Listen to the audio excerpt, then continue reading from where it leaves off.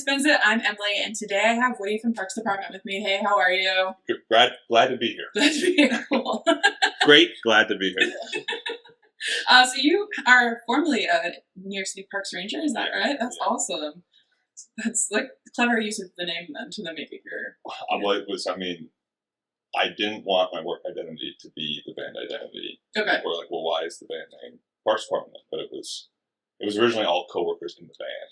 Yeah. Okay. And they were like, oh, we'll just call the band Parks. And there was one guy who's still, my good friend Michael, who's still in the band. He was like, that's great. Like, I like that. It's fun for me to be in a band with a bunch of park rangers. And I was like, all right, fine. And then it just, people liked it. So I was going to ask that because you have said that it's like a rotating band, right? Like you're pretty much in it consistently. It's your group. But then, everyone else kind of... It was for a long time. Okay. And I think like our band bios before had that, but now that's where I got it from. Yeah, yes. No, it's good research. Good research. You got your bios did say so. It's not really rotating anymore. Now it's pretty fixed. We're lucky. Okay. We big appreciation for everybody who's been in the band. Yeah. For duration. If you see this. But I think it's really hard to find people who are pretty committed to practice. Sure, of course. But we were really lucky that now we have a pretty fixed. So who's it? Like, how many people are in it now? A lot. A lot. Okay. Yeah. The core guys who've been since there from the beginning is my buddy Michael, who plays piano, great painter, Michael Rose. I call him Adam. He doesn't really play in the band, but he is there behind the scenes. Oh yeah. He does all our art. He's your groupie. He's our. That's. I would say it's disrespectful. Oh, okay. All right. I appreciate the serve up. But he does all the videos, does all our art, and he's like the first one to hear every song and edit it. Oh, great. He's my old childhood friend. Okay. Dalton on drums, who plays in a lot of bands. He's great. He plays in a lot of bands around the city, and he's a phenomenal mixer, producer, multi-instrumentalist. Then we got great guy Noah that I met from social work school. Okay. Phil, he's with us now. Mm-hmm. We have Will on bass, who I met through playing in different bands.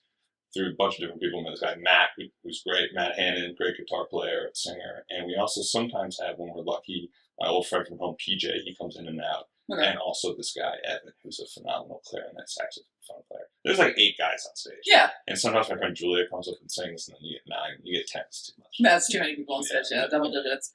Okay, so you're regularly an AP. And you got some interesting instruments in there, because you're alt folk, you call yourself, right? That's the I would say. Yeah. I mean, we're not using any synths or things like that. So it's pretty folky. It is pretty folky, yeah. It's got a really interesting sound, so I'm not surprised to hear that you've got woodwinds in there. That makes sense. Yeah. So you said your music celebrates creation and it's a cry for art and community. Is that correct? Okay. Yeah, that's correct. Yeah. I mean, if I'm honest, my friend was Sandler manager was interviewing her, and she's like, it sounds like this, and what you're saying is this, and I was like, yeah, you're right, absolutely. Yeah, love that. Yeah. Just in the sense that we're in our 30s. Not all the band.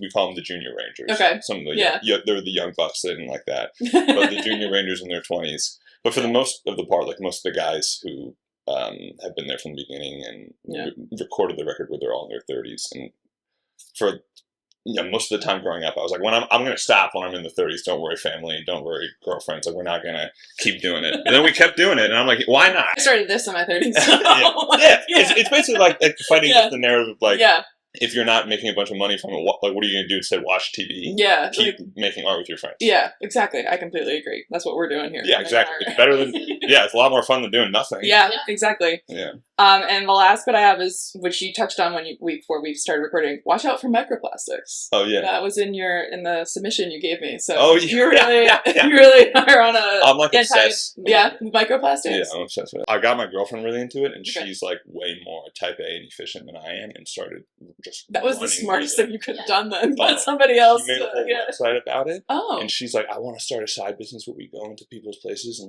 help Plug them. it. What is it? It's called, her website's D-Plasticide. Her name's D-Plasticide.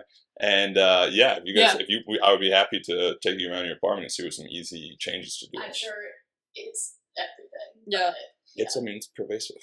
It is, yeah. So when did you start playing? When did you start performing music? Really young, young. Shout out mom. She got me I don't know if you have BJ's? Yeah. In Florida, at least. Yeah. Okay, nice. Yeah, it was she says we were walking around BJ's in elementary school, and I looked at a guitar, and then I was like, cool. she got it for Christmas when I was in like 3rd grade. Nice. So I've been playing since then. Okay. I was really bad for a really long time. Most people are. Yeah. But like did not have a musical family. And like my brother was even like, yeah, you were bad until maybe just now, maybe. Okay. Yeah, I love that for you. So were you in bands growing up, or you just played for yourself? Yeah, I wanted to be in bands like right away. So I had Okay. really goofy bands in elementary school. Sure. And That's impressive, Bands in actually. elementary Yeah, school, I that's would say amazing. don't. I mean, we weren't Talk like back really then. playing. No, but the fact Yeah. that you even thought to like, Well, it's, never heard that. We Really? had No, I've so never many heard reasons. anyone say that. Yeah, really? no, yeah, Yeah. I've never heard that. Revolt was our band name. One of them. That's actually pretty sad. Yeah. For an elementary school band. 8-year-olds. And Adam and I had one like rainy long weekend in 7th grade. We made a whole album on like we're dating ourselves here, but I already said how old we are. Like old Microsoft computers used to have this 60-second little microphone recorder. Yeah, You know what I'm talking about? Yeah. So Hey, I'm 29. I'm not that Oh, old. yeah, let's go. Okay. I didn't want to include her in our 30s conversation, Right. but like, yeah, she's not a I'm child. hey, I'm so letting you know. Yeah. I think that's the best to be. That's what points. Yeah, I agree. Because I have a lot of appreciation for Gen Z, except I for do their too. not partying thing. So Yeah. But Gen Z should be drinking more. Gen Z should be And drinking. keep that in. We're very anti-microplastic, Stance. pro Yeah. drinking. Keep drinking. Keep drinking. big time. But not out of plastics. No, 100%. Get glass Absolutely. bottles. Glass bottles. Yeah. Cool. Okay, so you've been playing forever. Yeah, basically. Yeah. And so, did you know you wanted to be a musician full time, or that was just this is sort of something that's come? I always wanted to be because I always hated jobs. Sure. And I was like, and I saw how miserable my family were in their jobs, and I was like, wow, jobs really suck. Jobs are not it. Yeah. Yeah, jobs are not it. Yeah. Bad. Although I've come to say like, because any of my conservative families are like, oh, yes, really, people need, and I'm like, people do need to work. Yeah. It's important to have meaningful work. That's why I like to say that. Yeah. But let's be honest, a lot of jobs are not meaningful, and I think Sure. a lot of people get stuck in this, identity warp of like, oh, I'm doing a really important thing in my job because I'm spending 40 fucking hours there, so I have to make it seem meaningful. But it's like, no, you're not doing that much a lot of the time. That makes sense. Yeah. And it also like kicks all times. Like not everyone can be a musician, so Sure. some people have other jobs. But like if you Totally. can be a creative and sustain it, you should be. Oh yeah, and I mean, I'm not. I have other jobs. Yeah. So so do I. I get it. Yeah. Came from 1 to here, so I feel it. Nice. Yeah. But I totally feel that, like, one of my biggest, like, fears growing up was, like, I'm not gonna find something that I'm really passionate about with work. So, like, I'm gonna have to sit there for my whole fucking life. Like, if you're just miserable, like, what a miserable existence. So Totally. then I didn't, and then I did this. Respect. So, and now One of my very first jobs, which is like the way I've approached coworkers then forever, was she said to me, my teammate, she said to me, she goes, we're going to see each other more than we see each other's families, so we should get along. And I was like, oh no, I was like 22. I was like, that is horrifying. And she was great, but yeah. No, but it's like that meme where it's like, oh my god, you wake up every day and you go to work and then you die. But I'm like, oh, awesome. Yeah. I love it. Yeah. I used to say this to my coworkers because at parks there was always, I mean, great, love parks department, obviously necessary, but my job as a park ranger was mainly environmental education, which is cool. Yeah. But there would be, which is nice, but there'd be all these weird schedules. Like you have to work weekends and holidays. Yeah. And I'd be working these holidays. Nobody would be in the fucking park. Yeah. And I'd be like, why are we here? Yeah. And I remember the bosses were always like, oh, here's what the public needs. Here's what the public needs. I was like, you know whose biggest impact we have in this job is our coworkers. Yeah. And how we sort of look out for each other and schedule each other. The people in the park, they can handle it. Yeah. If we're not there to tell them what kind of tree it is. Today. I think they can get through it. Yeah. So, Side note, how did you become a park ranger? Actually, you know what? Yeah, that's a great question. How did you become a park ranger? Oh, I was hoping to totally derail you. No, I wasn't going to to. ask that question, and I should. I forgot that that's like a job. Like, how do you even get into that? It's a bizarre, I could talk about this for so long. Well, basically I was like, okay, if I can't do music full time, because I didn't go to music school, I didn't study it. Yeah, neither. Yeah. Most people don't. Right, most people, I think part of it was like, oh, you don't need to do that. Most of my favorite bands didn't go to music school, although a lot did too. And like we have like half of the band are music school kids, so they're very necessary to have around. And my family were much more kind of practical. But like my mom's a nurse, and they're like, oh, make sure to have a good backup plan. My mom's a teacher. Oh, respect. Yeah. Come on, we love those jobs. She's actually a children's librarian. No way. About it, yeah. I went back to my hometown library for the first time, and I was blown away. I was like, I can't believe I haven't been going to the library. Dude, libraries love the rock. library. They rock. They had an embroidery machine. Like 2 months. Oh, That's fascinating. Yeah. For the first 2 months of this show, we filmed at the Brooklyn Library. That's sick. Yeah. There are some, like, really strong stances on this podcast, and one of them is library. I think I couldn't be more. We talk about the library, I think, every single episode. Yeah. Love that. Plug the library. Yeah. Fund the library. Fund library. But yeah, so exactly that too, like you said about an embroidery machine, like libraries have more than just books, team. They have a lot. Yeah. They have taxidermy. My mom Love taxidermy. My mom talks about the library of things, and they have taxidermy. Well, Immaterial, another band we've had on here, they recorded both of their APs at the Stavros Library on 46th or 40th Street. Yeah. They have like a studio there? Yeah, they had to take like a two-hour trainings or something, and then they did two of their EPs there. No, public institutions supporting the art. That's what we need. Yeah. And a lot of them do. Yeah, they absolutely do. Back to you. How did you Yes. But yeah, so I was like, all right, if I'm not going to be lucky enough to do art full time, I just want to be outside all the time. And I've been really concerned about climate change because I have so much guilt from a young age, though now we know a lot of the individualized guilt was put on by the big fossil fuel companies. Yeah. We know that. Of course. But I still think it's important to, take some individual agency. Absolutely. That's not a get out of jail free. Right. It should still be like recycling. Yeah. Exactly, yeah. And we have metal straws in this household. That's huge. Great example of getting rid of plastic. Yeah. So I studied like environmental conservation, and after college was just applying to random environmental jobs, and there happened to be a park ranger job for New York Parks Department.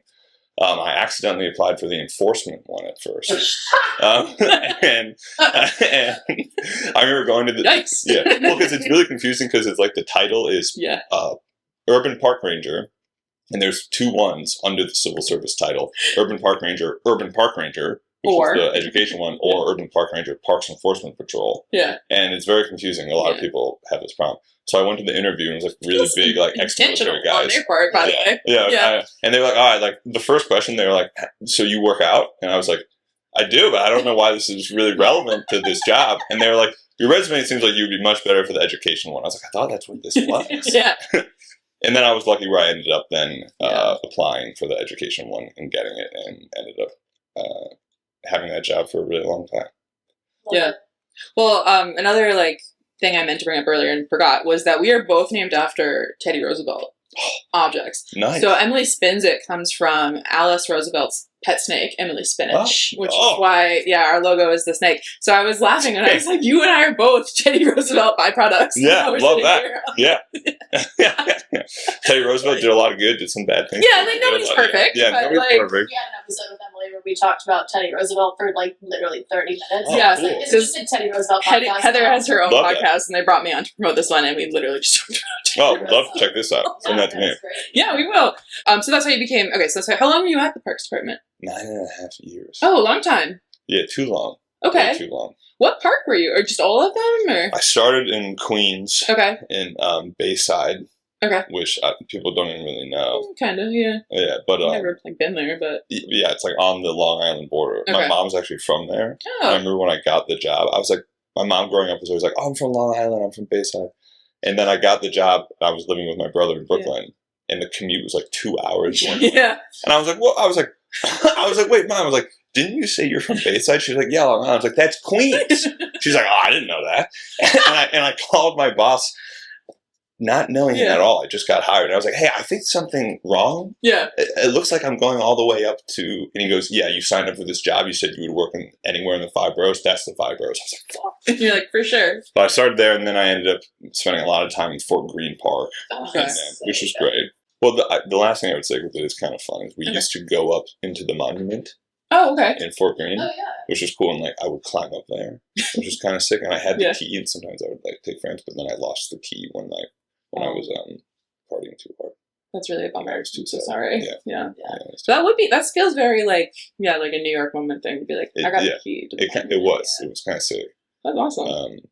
And Michael, the last thing I said was kind of fun. Michael, so like I said, the band was originally all park co-workers, and then, except for Michael, but I actually met Michael in Fort Greene Park. Oh. He lived around there, and I was like his neighborhood park ranger. Oh, that's really cute. So that was kind of fun. That's really fun. Yeah. All right. So what artists or were there specific songs that really impacted you growing up, shaped you as a musician? Growing up, I mean, yeah, the growing up stuff kind of different from what necessarily influenced this band, but I was a huge like pop punk emo guy. Yeah, me too. Growing up, yeah. So like, but I also was really obsessed with the first Austin Powers soundtrack, and it was like the first record I really loved when I was like in kindergarten. And I look back on it and I still listen to it. It's an amazing, the first Austin Powers movie. Great, like psych pop, 90s indie pop, some really good stuff. I have not seen any Austin Powers movies, but I know. But I'm going to take your word for it. Yeah, I don't even care about the movie so much. Just listen to the first soundtrack. Well, I just have no context for it, what you're talking about. But is it like sync music, like real pop songs, or was it written for the... Okay. Yeah, Strawberry Alarm Clock. Oh, okay. Incense and Peppermints. Yeah, there's a lot of good stuff. Cool. Well, that's definitely a unique one. Yeah, I like that a lot. But then I was like a huge Blink fan. Yeah. Like obsessive Blink fan. Yeah. So what was the first show you ever attended? This is kind of Christina Aguilera. Oh, hell yeah. Okay. With Adam. All right. It was my dad had tickets through his job at like the Hartford insurance company. Okay.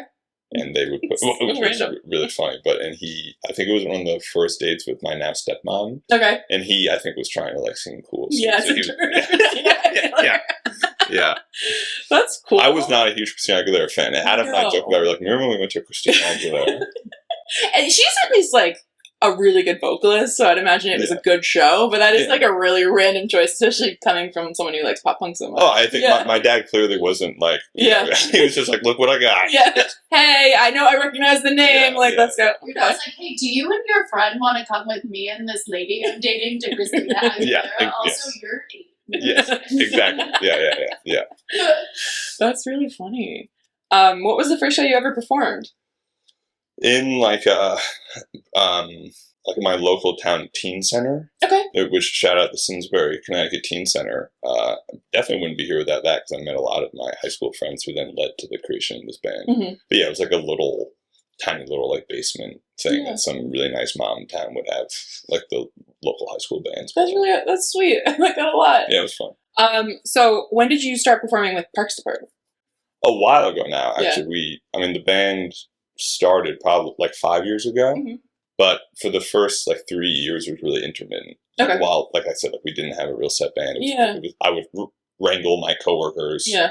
Because there was also the pandemic.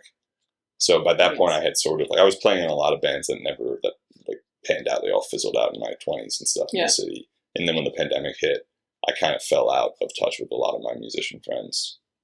And when I started writing these songs that became Parks, and started getting shows, I was just with my coworkers all the time in the pandemic. Yeah. And I was like, hey, you want to play? And we started playing probably like 5 years ago. Okay. So it's like a decent amount of time that we've been playing together.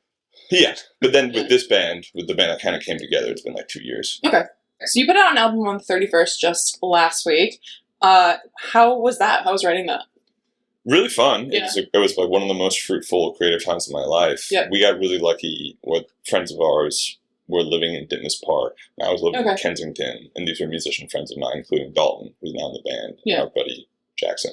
But they were living in this great place in Ditmas Park that had an unbelievable, like, isolated garage studio. Nice. And I would rent that on the nights, and there was this great routine where I would just go work at Prospect Park, go to the studio like every night, Monday through Friday. Yeah. Some of my friends, like Michael and Adam, would come by. We'd workshop the songs, and then I would just walk home to Kensington. And that was my life for like 3 years. And it was sick because it was just such a steady habit. Yeah. And I was just like writing every day. That's great. I often say like it was when I finally learned how to write to my voice. Mm-hmm. And it was such a fun unlocking that I was just writing all the time. Like it was like I kind of couldn't stop. It was really fun. So it was really like a habitual. Big time. Yeah. Big time. It almost takes the like. I feel like when you have a habit like that, like you said, it allowed you to write to your voice. Like you clear up that part of your brain, so the other part can. Yeah. Absolutely. Yeah. I think I look back on that where if everything didn't come together really conveniently for me, like I know a lot of people, the pandemic was horrible, and obviously like tons of people died, and it was really sad. Yeah. For me. It was an amazing time. I was lucky. Yeah. But yeah, it became so everything else fell away in my life, and I was just able to. I had a consistent routine with work, and then this space where it was really nice. You obviously have a lot of moving pieces with that many people in your group. Like, how was composing for all the other parts? Did you have to do that, or did people come in with their own? Great question. I'm really lucky that a lot of the people we recorded with and now play with are fantastic musicians. Okay. We're sort of able to figure that out. It took a really long time while we were recording this record to get these versions because we didn't know our sound yet. Mm-hmm. So it was a lot of just like throwing shit at the wall and seeing what works. And almost all the songs went through tons of different versions to get to the one that... 3 years is a long time to be working on a project. Yeah. Yeah. It was, But I hope, like, I often view it as it was almost like my going to music school. Okay. Like, it was like those 5 years, like, figuring a sound, Yeah. figuring out how to work within this limitation of... Yeah. No, I meant, like, it's long in the terms of, like, clearly you would have had the time to try different sounds on it, try different voices and see what works. Yeah. Definitely. Yeah. Well, 2 songs you brought for us are Money Tree and Boston. So we'll start with Money Tree. Do you want to maybe tell us about this song specifically? Sure, yeah. Yeah, it was one of the earlier songs I wrote when I started figuring out my voice and what the sound of this project was. And what we would do a lot is I would have an idea, bring it to the band at that time, which was mainly Michael and Adam, and just critique it a lot until I do tons of different versions, change the chorus, change the verse, change the melody slightly, just keep editing it until it was, I kind of view it as almost like sculpting. Yeah. Like, you're just kind of chipping chipping away at it, yeah. Exactly. And this one, lyrically it was all about, I had sort of just started dating my girlfriend, and we were, like, I was living in her apartment most of the time, and she went to go visit her brother in LA, and I couldn't go because of work. Mm-hmm. And the song was kind of just like, when you start to build a routine with somebody and then they're gone, you feel a little aimless, and you realize that you've sort of started to build this life with somebody, and it's all like the little things that you do together, and how to sort of keep those routines, I guess, around. Yeah. Yeah. Great. All right. Well, we're gonna put that one in now.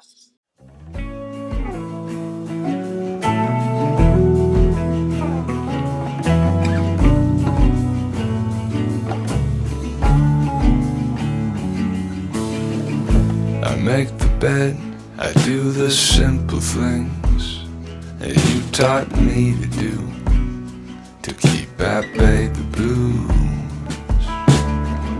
I run the park and walk back from the store. I clean the kitchen floor and fix the broken drawer. It's only a couple weeks without your company. I wander aimlessly, no sleep. Okay, welcome back. So the other song you have for us is Boston. That was your most recent single before you put out the album. Can you tell us about this one? Yeah, it was probably the very first song for this project. Okay. I remember it was the first time. Did it set the tone then for the rest of it? Absolutely. Yeah. Absolutely, yeah. It's also in some ways like the folkiest one. Yeah. You can see that. Yeah.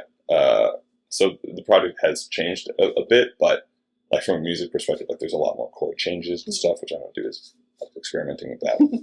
Not like crazy jazz changes or anything, but just like kind of folk stuff. And it was the first song I remember that I showed to my friends. We were like, hey, this is good. Mm. And before, it was always like, cool. Like, keep working on it. I guess. And then, like, Michael was like, the song's good. And I was like, all right, cool. Maybe we're on to something. Yeah. But musically, I started to figure things out. And lyrically, also, with that song, I started to kind of figure out how to write a little more conversationally and, like, specific vignettes and things like that. Okay. Cool. Well, let's put that one in now, too. Thanks. Nice, yeah.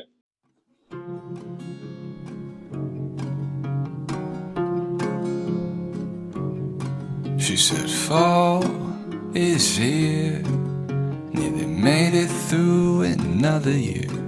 There's no life for me in Boston that won't keep my hair from thinning. And the new meds are working, you can finally get up in the morning. But the boys are far from dreamy. You say you still miss New York City. welcome back. So you've listed current influences as like Beck, Limbeck, Wilco. Is it Waxahachie, right? That's how you pronounce that one. And Shout Out Lands. So where else do you draw inspiration from other than like these musicians? Like other music ones? Or? Other music ones, or even like, is there other art, other life things that you use for inspiration? Yeah. I mean, I think a lot about kind of like how I mentioned how work influences our life a lot. So I kind of tried to, because you never in music really want to be too heavy-fisted with like a political comment or anything like that. I mean, Rage and some of those like good hardcore bands can do that, but so sometimes you do, but sometimes you do not. Yeah. I mean, if you can, cool. Like I'm always really impressed when artists can do that. But I think at least a lot of the music I like the most has a personal narrative. Where then like the external things that you're trying to talk about, politics or work or whatever sort of social commentary you're trying to make, can become apparent through the personal. It's more like a setting versus the topic. Yeah, that's a good way to put it. So that stuff, and I mean, like all the classics, just like your relationships and cities and things like that. Yeah. What has been your most memorable onstage experience so far? Probably when it was like we had our first random fan. Okay. Because I kind of remember being like, "Whoa!" Yeah. Like, you're not just like somebody I forced to come here. It's kind of like, "Who are you?" Yeah. Like, this guy came to the show. Yeah. And he heard us on the WFUV, where our manager Sam, shout out, works. Yeah. And we were like featured in one of those like they do a slice of the week where they feature a local band. Mm-hmm. He heard us on that. He started coming to the shows, and we're always like, "OG fan." Yeah. He's a good guy. Oh, that's awesome. Another Adam. Another Adam. Yeah. Do you have any pre-show like rituals or mantras you guys do? Great question. I would say our pre-rituals, we try to set a 2-beer limit before playing, endless after. But before going on, it's like, all right, guys, let's not get too drunk. Yeah. I think some of the earlier shows, we would get too fucked up and it was too sloppy. Okay. So now you've got like that's your pre-show ritual. Yeah. I usually try to like do a run or like a yoga or workout before I play a show, stuff like that. Yeah. Just stuff to help get you in the right headspace. Yeah. I wish we could be the kind of band that could play fucked up, but we're not. No. When you play really like soft folk music, sadly, you do have to be pretty locked in on. Yeah. So you touched on like your first random fan. How have you cultivated your fan base? Like, what's the way you talk about community? Like, what's methods you use to create your community? I mean, I like to think like a rising tide floats all boats kind of mentality. Like a lot of our band members play in different bands, and so it's like you want to support other bands, and you kind of want to support like the collective scene. Yeah. It's one of Russ's favorite quotes. Oh yeah. Yeah, definitely. I think that's. But using it as a collective, that's like one of the other things that we do. Shout out Indie Coalition, it's coming. Shout out Indie Coalition. Nice. But it's the same thing of like learning from hip hop, especially. Of, everybody come together, and then you all can share fans and band members and whatever. It's also like I think about like some of the music I loved so much growing up. Like I was a huge Drive-Thru Records fan. I don't know if you guys know. They're like an emo, like Newfound Glory. Oh, sure, I know that. Bands like that were there. And as a middle schooler, I was so obsessed with this idea that like there was a scene cultivated, like a community you could become a part of. Yeah, and I don't know if it's a post-COVID thing, but I think as a society we're so desperate for community that like if you can create space. I mean, we're very lucky in New York too because like you can literally walk outside and find things to do. But if you can create a community, that's the way to go. Because you need to be around other people, and then you help each other grow. Like you can't be competing with each other either. It needs to be like symbiotic. Yeah, I mean, all the best. Like I'm really into studying like how artists made it through time, reading all those kinds of things. And any artist you see, they came from a scene or a community. Like, it's very rare. Yeah. We always say we're like Russ again always says he's like everything has always been the same. It's just the technology that's changed. Yeah, totally. But it's true. Like you don't come up in a vacuum because people need to know who you are in order to get to the next step. So that makes sense. So so you believe in. You support other bands, and that's what I try to as much. At least. That's how your main focus on building community. Yeah, like I'm really into collaborating. So like even with my band, obviously like I am the front man, but I never wanted to be. I also have other bands. Provider is another band we play with where it's other singers. Yeah. I really I love songwriting with other people. I love that kind of like removing your ego from the process. I think it's kind of a big. Do you write for other bands often? I mean, only in other bands I play in. Oh, okay. Which have been a few different ones. You're not writing for other current. I would love to, though. Yeah. I'm always like I kind of try. My goal with Parks Department is to sort of view it as a songwriting resume and be like, okay. oh, hey, like actually, this guy knows how to write and put a record together. Like, let's work. Yeah. Okay. So you did sort of say that off camera. It's like a proof of concept record. Yeah. You just put out. So you want it to be like your repertoire, so you can use it to say, yeah, this is what I'm doing. Yeah. I'm not a very good singer. So I mean, I think I learned how to write to my voice, and like I'm proud of the record. But like I learned how to write to my limitations. Yeah. As a singer. Okay, that's fair. I've always like wanted to work with, and have in different times, but want to continue to people with other registers. Yeah, exactly. What advice do you have for other artists who are trying to maybe break through or come up? Remove your ego. Remove your ego. Remove your ego. Like know whom to take criticism from. Sure. For specific things you're working on. So a big thing for me is knowing who to get input on when you're working on a draft of a song, who to get input on when you're in the arrangement side, who to get input on at the mixing side. Those people aren't always good at the different stages. No. Yeah. Like I will say that my girlfriend's great at editing, like giving notes when I'm first coming up with the song. The melody should be like this, maybe. She has no idea what a different guitar part is. Yeah. But then I have friends who are like, that guitar part is the right part, but they don't necessarily give notes that I think are that good in the beginning stages. So it's like, find your people for different stages. That makes sense, because you want people who are really good at what they do. Yeah. They want it to be really specific. So, yeah. But remove your ego, I like as well, because a lot of the time criticism, well, first of all, yes, depends on who it's coming from, but criticism usually is just trying to make you better. Totally. It's not trying to tear you down. Absolutely. If you have the right community. Yeah, absolutely right. And I think it took a long time for me to learn how to do that. Sure, especially, I mean, now we're both 30s, so I think at this stage in life, it's a lot easier to be reflective and recognize that. But when you're new and it's really precious to you, it can be very hard to remove yourself. Absolutely. Yeah. Absolutely, yeah. And that's, I think the thing to also know too is if you want to do that. I know a lot of people who are great artists, but they don't want to go to that stage. They do just make it for themselves. And sometimes like performing, but they don't want, it's an outlet for them, not like a craft. Sure. I think knowing if you're trying to make it though, whatever, that making what it looks like to you. Yeah. Yeah. You kind of have to approach it as a craft. I would agree. Yeah.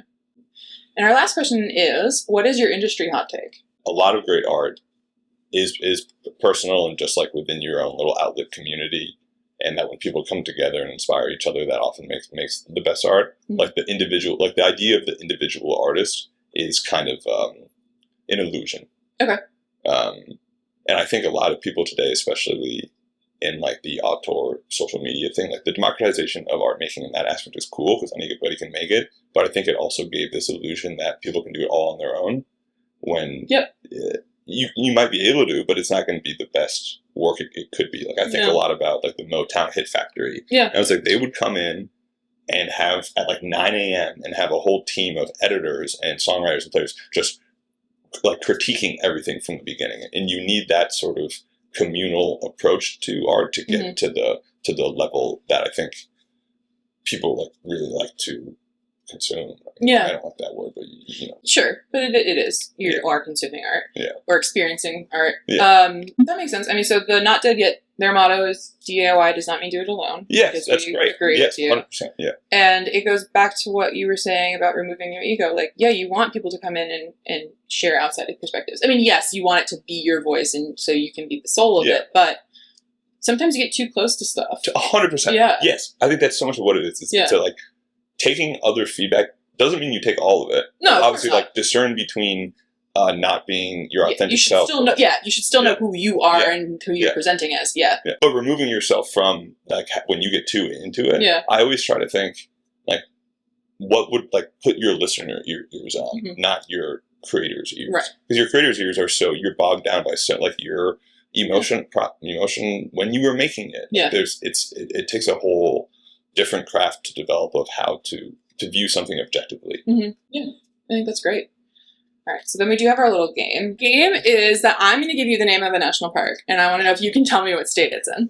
Okay, here's what I will say. I was a city park ranger. My national park trivia is pretty bad. Okay, But well, I'll try. I did not know the names of the state parks, so. You're going to get me pretty bad in this. I've never been to, like, the big national parks. Well, truthfully, like, me either. Because Yeah. a lot of them are, like, on the West Coast. Yeah. And we don't have any near us, really. Yeah, the closest one, like Acadia. Acadia, And yeah. I love Maine. I go to Maine all the time. Half Yeah. my family's from Maine, but I Well, wouldn't you know it? never. Oh, no. The first one is Death Valley. Okay, California. California. Grand Canyon.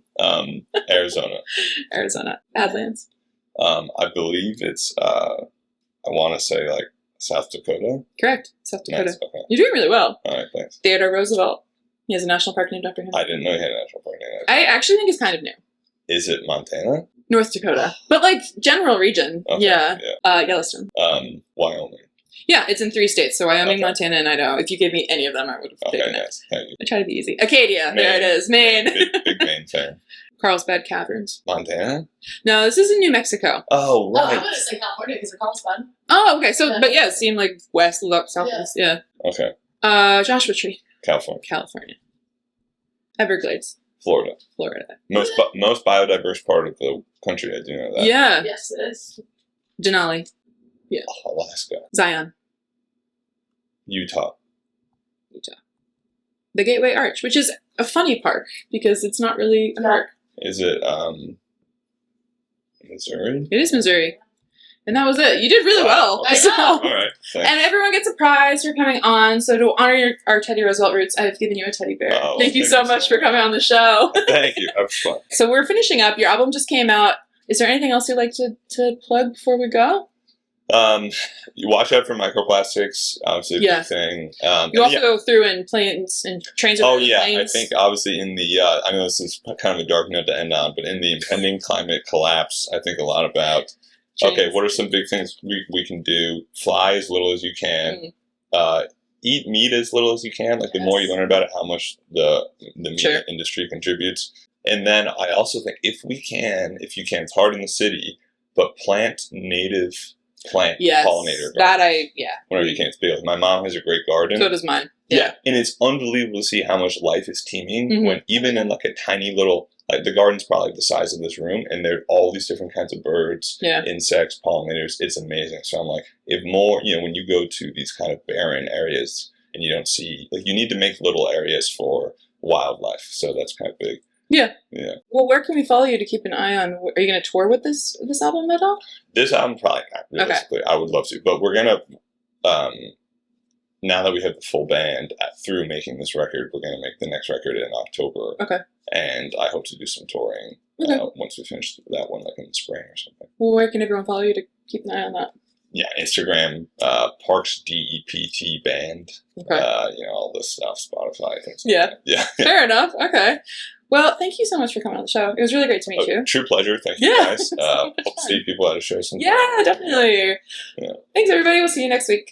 'Cause hot girls always win away. Thanks for listening to Emily Spins It, presented by the Indie Music Network and Not Dead Yet Media. This episode was produced by Heather de Armas and edited by me, Emily Mills. Our intro and outro music is Hot Girls Always Win by Really Blonde. If you've enjoyed the episode, please support the podcast by sharing, subscribing, and leaving a review. You can also follow the show on Instagram and YouTube at Emily Spins It. For more shows about breaking through the noise, head over to the Indie Music Network podcast. If you have questions or feedback, contact us at notdeadyetmedia.com/contact.